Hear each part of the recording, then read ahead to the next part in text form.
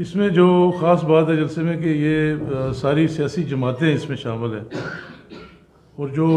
ہمارے اجتماعات میں جلوس آئیں گے وہ صرف پاکستان کا اور آزاد کشمیر کا جھنڈا لے کر، دو جھنڈے لے کر، اور جلسہ گاہ میں بھی تقریباً جو ہے نا یہ سارے قائدین نے فیصلہ کیا کہ ایک آزاد کشمیر کا جھنڈا اور ایک پاکستان کا جھنڈا ہوگا۔ تو یقیناً یہ آپ سب کے علم ہے یہ بات کہ موجودہ صورتحال میں جو سپریم کورٹ کے فیصلے کے بعد جو ریاست جموں کشمیر کو تقسیم کرنے کی سازشیں عروج پر ہیں، اور آزاد کشمیر، گلگت بلتستان اور مقبوضہ کشمیر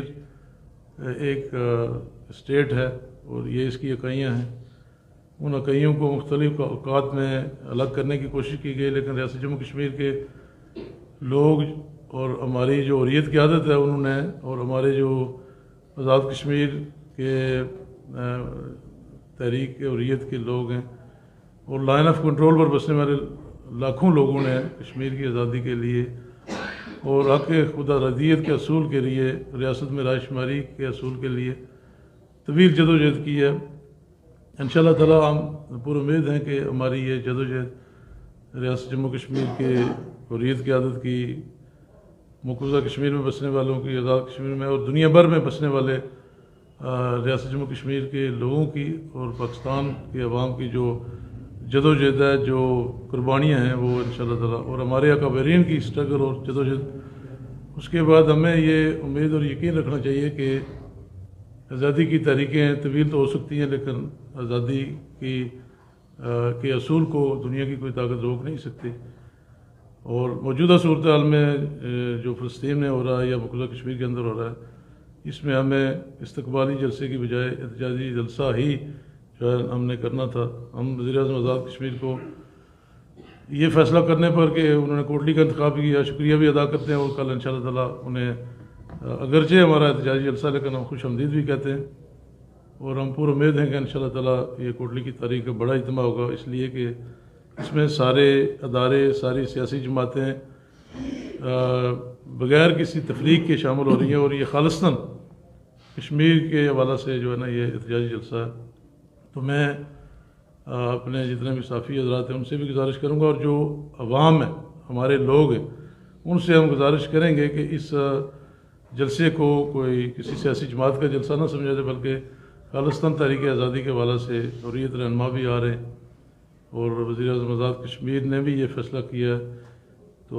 ہمارا یہ لوگوں سے مطالبہ ہو کہ آپ آئیں، حریت رہنماؤں کو بھی سنیں،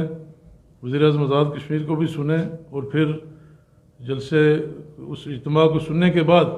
ہم نے اور آپ نے فیصلہ کرنا ہے کہ ریاست کی آزادی کے اصول کے لیے اس سے آگے ہماری قیادت نے جو متفقہ فیصلہ کیا کرنا، ہم نے اس جدوجہد کو مل جل کر کیسے جاری رکھنا ہے۔ اتنی ساری مختصر باتیں تھیں، باقی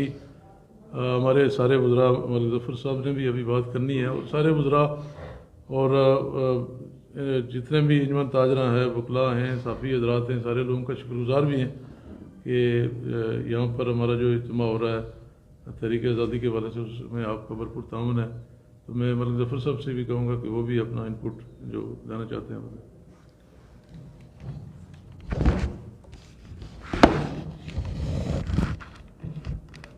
بسم اللہ الرحمن الرحیم، الحمدللہ رب العالمین۔ میں اولاً نو منتخب جملہ عہدیداران ڈسٹرکٹ پریس کلب کوٹلی آپ کو دل کی گہرائیوں سے مبارکباد پیش کرتا ہوں، اور جاوید بڈانوی صاحب نے بڑی تفصیل کے ساتھ 7 جنوری کو ہونے والے اس حریت کانفرنس کے حوالے سے آپ کے سامنے بڑی تفصیلی گفتگو رکھی۔ انہی کی باتوں کو انڈوز کرتے ہوئے، انہی کے موقف کو لے کر آگے چلتے ہوئے، میں جملہ اہلیان ڈسٹرکٹ کوٹلی آپ سب کو اس بات پر مبارکباد بھی پیش کرتا ہوں کہ آزاد کشمیر حکومت کے قیام کا جو بنیادی مقصد تھا، وہ اس کو تحریک آزادی کشمیر کے بیس کیمپ کے طور پر، اور ہر ادوار میں ہر حکومت نے اپنی اپنی بساط اوقات میں رہتے ہوئے تحریک آزادی کشمیر کے لیے کام کیا۔ 5 اگست 2019 انڈین گورنمنٹ کے ڈیسیژن کے بعد ہم ساتھی بھی اس پر ڈسکس کرتے ہیں کہ اس کے بعد ریاست کا تشخص چینج کرنے کی انڈین حکومت کی طرف سے ایک مضموم کوشش کی گئی. اس پر آزاد کشمیر کی جملہ سیاسی پارٹیوں نے، حریت رہنماؤں نے، سب نے اظہار مذمت کیا. لیکن جس طرح ہمیں اس ایشو کو سیریز لیتے ہوئے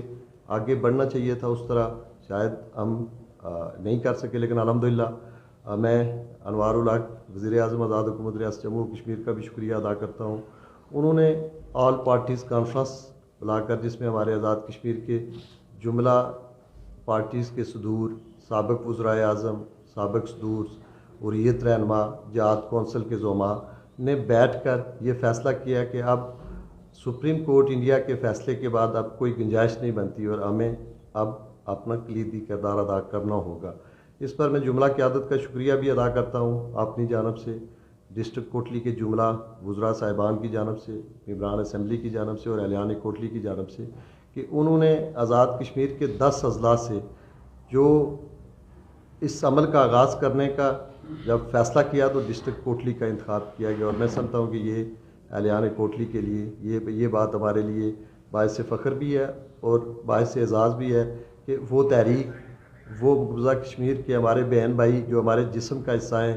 وہ ایک طویل عرصے سے جدوجہد کرتے آ رہے ہیں. اس میں بلا شبہ ہمارے شہداء کی قربانیاں ہیں، ہمارے نوجوانوں کا خون ہے، ہماری ماؤں بہنوں کی، بیٹیوں کی عصمت دری، ایک طویل داستان ہے اور وہ ہماری طرف منتظر ہے. اور الحمدللہ کہ اس عمل کا آغاز کوٹلی سے ہونے جا رہا ہے. میں جملہ سول سوسائٹی، وکلا برادری، طلبہ،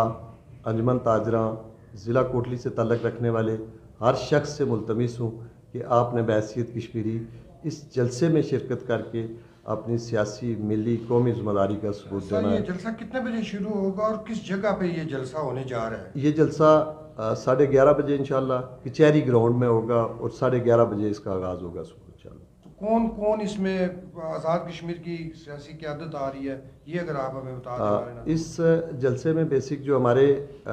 کوارڈینیٹر ہیں وہ امجد یوسف صاحب ہیں اور تمام پارٹیز کے صدور، مثلا رات کو جو ہمیں سردار عتیق صاحب آ رہے ہیں، وہ مسلم کانفرنس کے صدر ہیں اور سابق وزیر اعظم ہیں. راجہ فاروق حیدر خان صاحب آ رہے ہیں، شاہ غلام قادر صاحب اس میں آ رہے ہیں، سردار یعقوب صاحب آ رہے ہیں. حریت جو قیادت ہے ہماری، وہ ساری جملہ قیادت یہاں تشریف لا رہی ہے اور جہاد کونسل کے جو ذمہ داران ہیں وہ اس میں شرکت لا رہے ہیں. کیبنٹ ممبران اس میں، جو اکثریتی کیبنٹ کے ممبران بھی، ممبران اسمبلی اس میں تشریف لا رہے ہیں کل کوٹلی ہونے والے جلسے میں. بہت بہت شکریہ سر.